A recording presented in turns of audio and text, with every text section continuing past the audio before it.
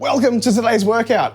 As you can see by the green lighting, we're working on a beginner's level body weight workout. You don't need any equipment, but what might make this a little bit more comfortable is a floor mat. You can get these for pretty cheap from department stores. Don't need anything crazy, don't need anything special. And if you've got a calorie counting watch, let's put that into good use now. Pop it into your workout mode and ready. We're gonna start in 3, 2, 1, go. So getting ready for this one, we've got bird dogs. You remember these ones? Does anyone know what a bird dog is? Doesn't matter. We can show you. That's why we're here. So let's pop this floor mat out. What we're gonna do is pop onto all fours. In 3 seconds, we're gonna take one hand, one leg. Contralateral, so right hand goes out straight, left leg goes out straight. Point, hold for a second, and return to the middle, okay? So left hand, and then right leg goes out. Again, right hand out straight, point towards that wall there. Left leg goes out straight behind you. Hold it for a second and down. And what we're hopefully doing with this, we're balancing a little bit on one hand and one knee, but we're also activating our glute in one side and the upper back muscles on the other side. And then take a rest. So 30 seconds on, 30 seconds rest. That's what we're going for with this one. We've got negative push-ups now. Now this is a movement which I will often run through with people that are learning how to do push-ups themselves. Because push-ups can be a little bit tricky. They can be a little bit difficult to learn. So what I'd like you to do is start off at the top of a push-up. A high plank, we call this. So have a look, both hands flat, legs out straight, toes on the floor. And what you're gonna do is instead of trying to push yourself away from the floor, we're just gonna lower ourselves down nice and slowly until we hit the floor. So that's one round, one rep. Use your knees, use your arms to get back up. Resume at the starting position. Count to 3, 3, 2, 1, down on the floor. So counting down from 3 means we actually get a nice slow burn on the exact same muscles that it needs, or that you need, to push yourself up off of the floor. So that's what we call a negative rep. You can apply the negative rep theory to a lot of things. So pull-ups, you can do negative reps. Squats, you can do negative reps. Anything that has a concentric and an eccentric phase, where your muscles are getting shorter or getting longer, the negative rep is normally making the muscles get longer whilst under tension. So reverse crunches, keeping this mat on the floor here, land on your back, wait for the beep. We're gonna pop our arms out to the side, slight bend in the knees, and instead of crunching your upper body towards your knees, what you're gonna do is lift the knees up and crunch your knees towards your chest. So this is a really good alternative for crunches, and it's actually a little bit safer than regular crunches, because regular crunches, you can sometimes fall into the trap of locking your fingers behind your head and wrenching your neck away from the floor, which is always a bad idea. You don't want to be doing that. Instead, we're trying to draw our knees towards our chest.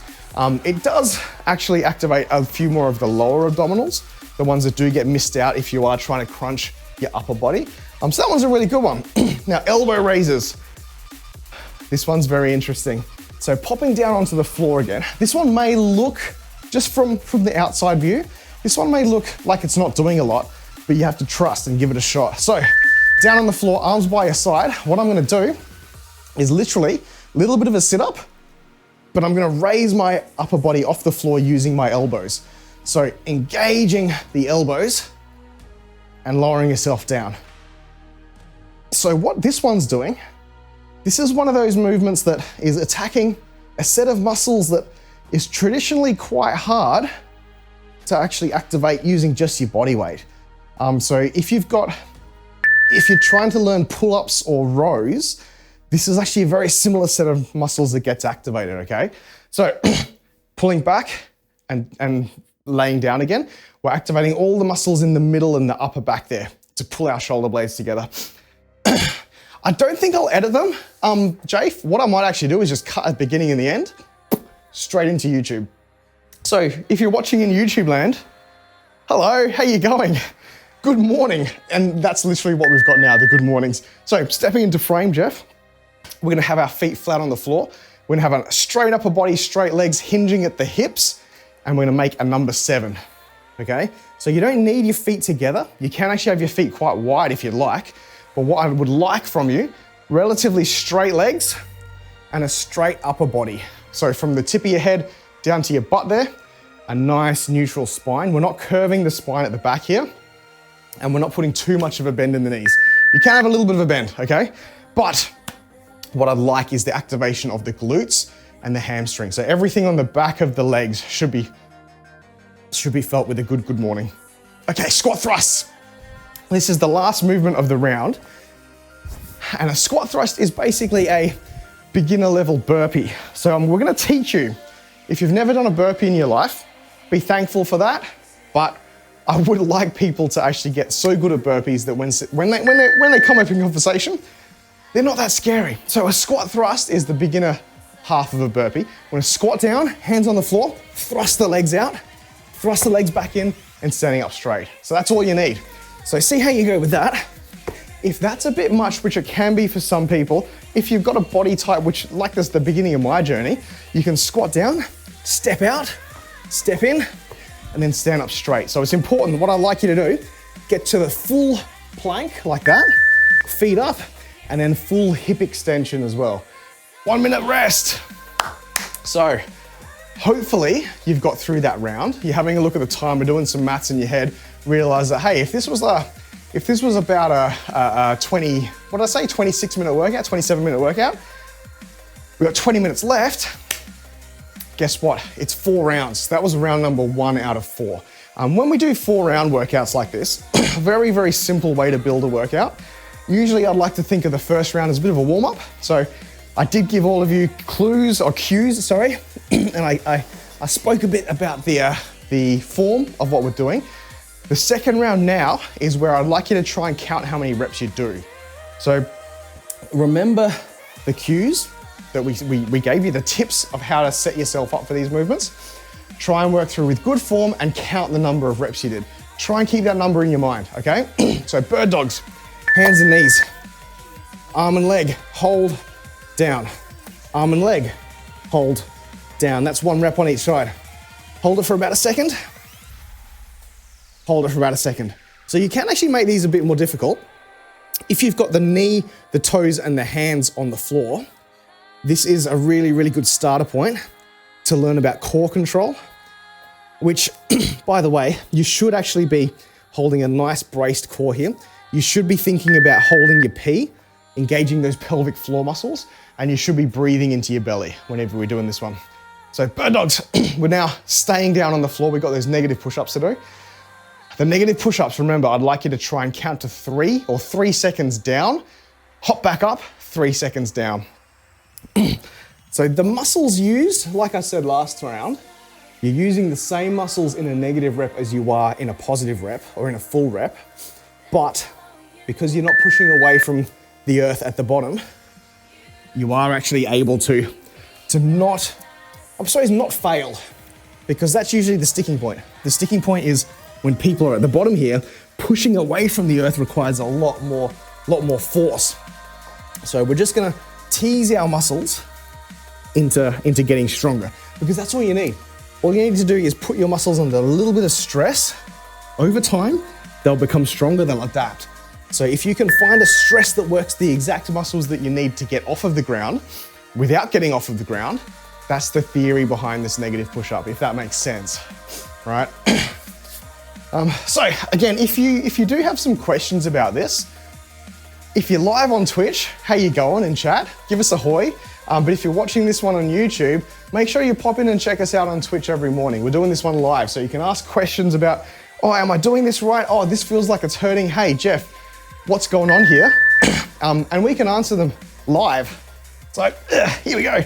Reverse crunches, arms out flat, back laying down, bring those knees up towards the chest. Now, obviously, there's gonna be a few different variations to this, and the height that you can get your feet towards the air there. If you feel like this is super easy and you'd like a bit more challenge, straighten those legs out and it becomes a straight leg raise. So that's adding a lot more leverage to the movement. Or bend the knees more and just do a bit of a bent leg crouch, right? Ooh, give Jeff a hoya! Oh, the popcorn chicken. What was that one, Mikey? Oh, that was our popcorn chicken one. Yeah, the breaded crumb chicken. Delicious. Okay, elbow raises. This one's, again, a funny one, a weird one. You may not have got a good crack at this last round. Have a shot now. So you're pushing your upper body away from the ground using your elbows. There. So the fun bit with this is that you can actually take a bit of the pressure off of the back muscles by using your abs. So you can use your core to lift your upper body away from the ground. So it's a balancing act, isn't it? Because if I just completely disengage my core, that's a lot of back muscle required. But if I need to give it a little bit of assistance to get up off the ground, you can. So make sure that you're focusing mainly on the back muscles. You can use your core to roll yourself up, but we'd really like to use these postural muscles here. The ones that if you're just standing up, pull your elbows back, feel those muscles engage. That's what we want to be stressing, using our body weight as a bit of a resistance against us there. Okay, good mornings. So I'm gonna go sideways again, so you can see the posture that I'd like with this. You can see that I am forgiving on bending the knees a little bit, simply because we want the glutes and the hamstrings to be doing the majority of the work here. Squeeze, full hip extension. So you'll probably hear that term a bit.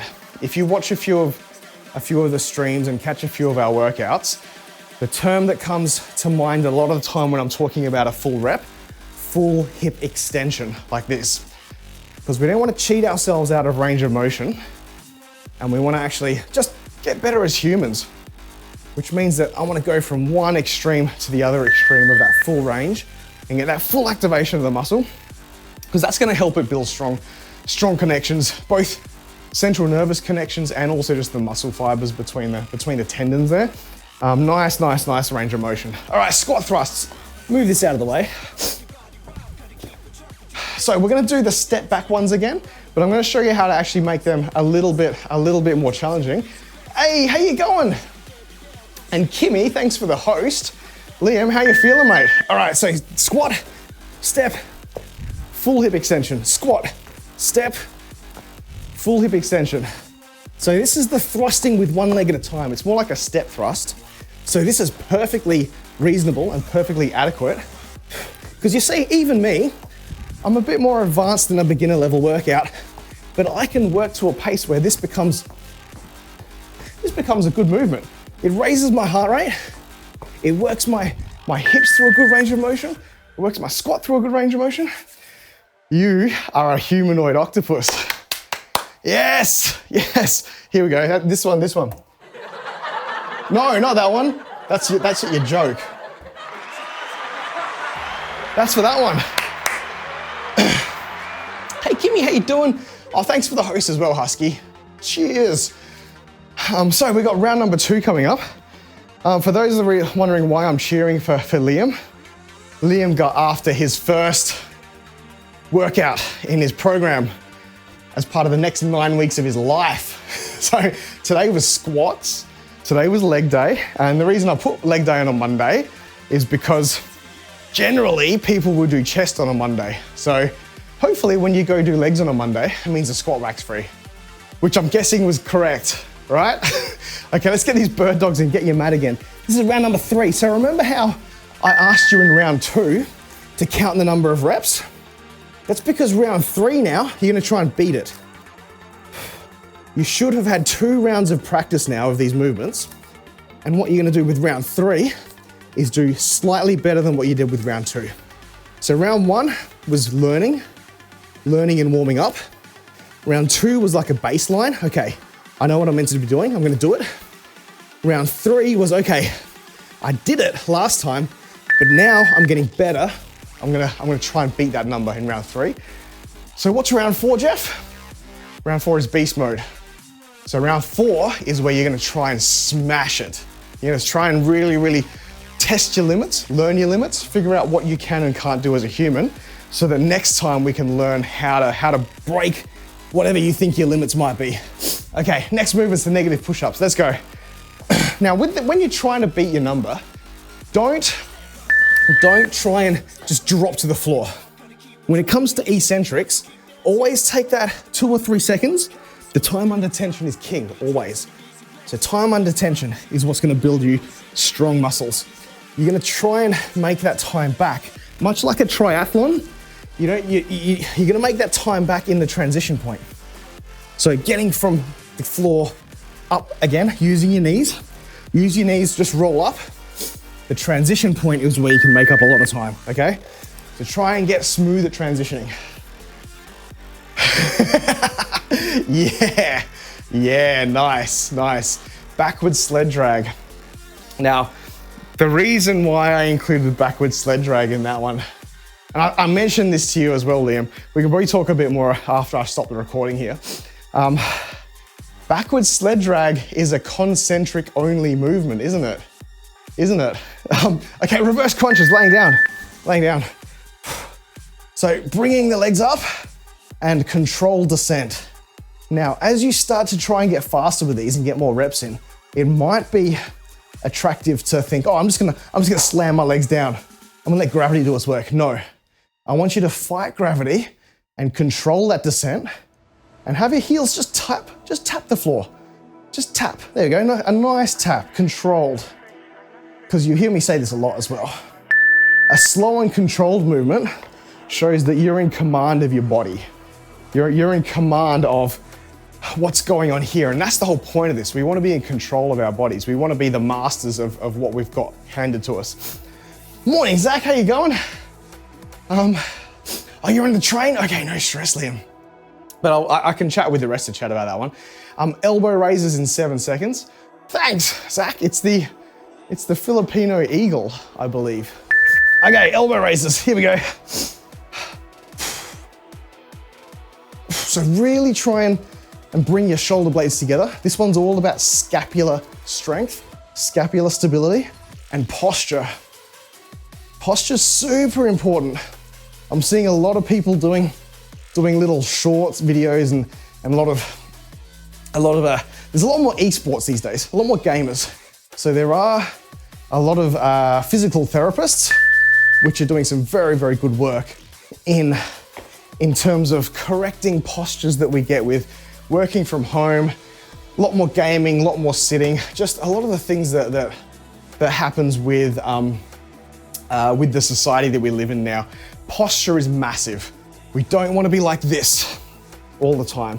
So we want to try and combat that by engaging those back muscles. And so that's why it's a really, really good lift for a beginner. Yeah. Yes, new lighting. Good mornings, here we go.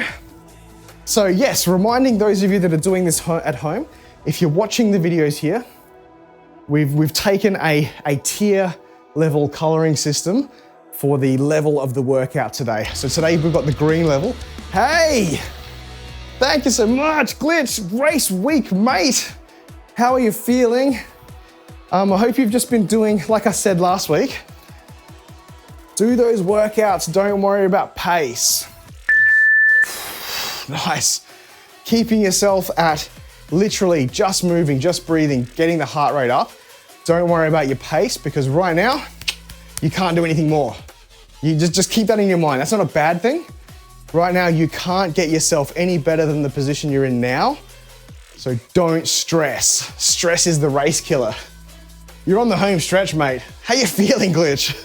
All right, squat thrust. We got round number 3 of squat thrust. I'm gonna upgrade these now. We're gonna do the double leg thrust out, thrust in, full hip extension. Go. Thrust out, in, full hip extension. Kick it out, kick it in. This is the last movement of the round. So if it is difficult, don't worry about that. It's meant to be. I'd like you to challenge yourself. I'd like you to feel like you're pushing yourself through something that you wouldn't normally do on a daily basis. Because that's another idea that I'd like to get people to think about when they're doing their daily workouts. Oftentimes, beginners they'll quit their program. They'll stop doing their program because they're uncomfortable. You really do need to think about, in your mind, the idea of being uncomfortable because your body's gonna fight for what it calls homeostasis. And homeostasis is the state where things are just rolling, Inertia, there's no change in force here. We're just gonna stay where we are. The reason you began working out is because you don't like where you are. You'd like to change where you are. You'd like to get better. So You have to get comfortable with this idea of being uncomfortable, because what's gonna happen is over time, as you do more and more things that you find uncomfortable, you're gonna shift your point of reference. You're gonna raise that point of normal to up here. So now you're consistently doing uncomfortable things up here. Your normal is here, when your normal used to be down here. And that's what you're fighting for. You're fighting for that shift of normality. Here we go, bird dogs. Now we're going into beast mode, right? So out, hold, down, out, hold, down. If you want to go beast mode with this, it's not about reps. 3, 2, 1, you hold it for longer. 3, 2, 1, down. Let's go. Hold it longer. 3, 2, 1, down. Go 3, 2, 1. So this idea here is that sometimes to make a movement more difficult, it's not about how many times you can do it or how fast you can do it. So it's not the idea of CrossFit. It's the idea of how long can you hold a good form for, how long can you hold a good posture for. So we're gonna apply that now to the negative push-ups. Instead of counting to 3, I'd like you to count to 6, okay? We're gonna count to 6 on the way down, right? So get yourself ready, get yourself into the posture. 3, 2, 1, let's count down from 6. 6, 5, 4, 3, 2, 1, good. Hopefully that burns. Let's feel the burn, let's go. 6, 5, 4, 3, 2, 1, nice, on the floor. Make your way back up using your knees. Let's go. 6, 5, 4, 3, 2, 1, good. Should be chest, should be triceps. 6, 5, 4, 3, 2, and 1, nice. Well done, well done. Mikey's just Mikey. Mikey's Mikey. Yeah, all right, reverse crunches. Now these ones we can work through at a little bit of pace. Just be careful not to use any crazy fast jarring motions, especially when your back's concerned. You wanna be thinking about breathing into your belly, think about holding your pee, hold your pee, literally. Engage those pelvic floor muscles and down.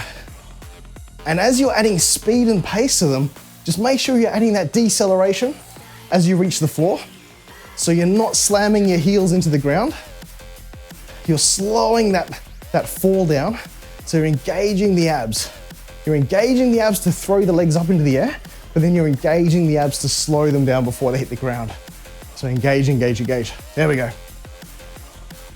Now don't be embarrassed if, like just then, your back makes a really nice seal with the floor and it goes, makes farting noises. I didn't fart. I know people are probably gonna scrub back now and play the recording in slow motion. And we're like, that sounded like cheeks to me. It wasn't really. Elbow raises, let's get down. We're gonna shift topic now. Let's go. Okay, flat, straight legs, engage, hold it. 2, 1, down. Up, engage, 3, 2, 1. See, this is the beast mode. Up, hold it for 3, 2, 1, and down. So there is a yoga pose, very similar to this. I think it's called, is it called the camel pose or is it the fish pose maybe? I can't remember. I'm thinking mermaid, but I don't think there's a mermaid pose in yoga. I think it might be the fish, but it's engaging the back muscles, bringing your shoulders into extension, holding your upper body up off of the floor there. 2 minutes to go with this workout, team. Keep an eye on the timer up there. We're gonna good mornings again. Now this one you can get a bit faster with, okay? So hinging at the hips, I would like you to see how far down you can go as well, keeping your legs nice and straight. You've done 3 rounds of this. So down, up. When you're gonna get to a point where you feel like the hamstrings and the glutes are sort of like an elastic band. And at that point, when the elastic band is stretched as far as it can stretch, put a bit of tension into the band and that's what's driving the hips forward. So don't think of it as bending over. Think of it as hinging and then pressing the hips forward, using that explosive power in the hips to push them forward and make a straight line while you're standing up. The fish pose. Thanks, Zach. Thanks for confirming there. All right, team, your last movement. This is where I want to give it everything I've got. I would like you to finish off super strong here now. Move the mat out of the way. We're doing squat thrust, which is half of a burpee. So if you can comfortably push through the double leg thrust, hands on the floor, you're gonna start off standing up straight, you're then gonna stand off, or you're gonna end horizontally straight with your legs behind you. This is where you're now in a position where you can start to learn full burpees. So hands on the floor, thrust, bring the feet up, full hip extension, thrust, and then standing up straight. So you see, it's a deep squat, keep your heels flat, hands on the floor, push it out, thrust it in, go, thrust out, thrust in, full hip extension. So it isn't too much of a stretch to become a burpee. To become a burpee, you're gonna get better at push-ups and you're gonna put a little jump at the end. That jump right there. So you can see all of these movements today, they're part of the beginner workout, but what they're doing is they're lining you up to learn some bigger, more advanced movements, but also just teach your body the strong core foundations in how you move through life. So thank you for joining me on that one. Well done to everyone that's joining in from the VOD, or everyone that's live as well. Thank you so much for being here. And we will catch you next time. See ya.